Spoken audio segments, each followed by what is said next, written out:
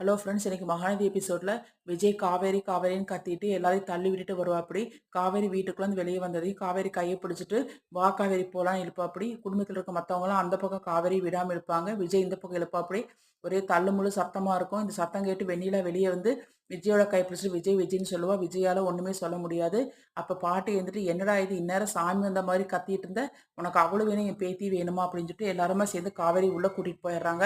நிவின் மட்டும் நிக்கிறான். விஜய் நிவின் கிட்ட நல்ல டைமிங் பார்த்து என்னை பழி வாங்கிட்டு இல்லைன்னு கேட்கும்போது நிவின் வந்துட்டு எனக்கு அந்த புத்தியெல்லாம் இல்லை, கர்மா வேலை செய்யுதுன்னு சொல்லிட்டு உள்ள போயிடுவான்.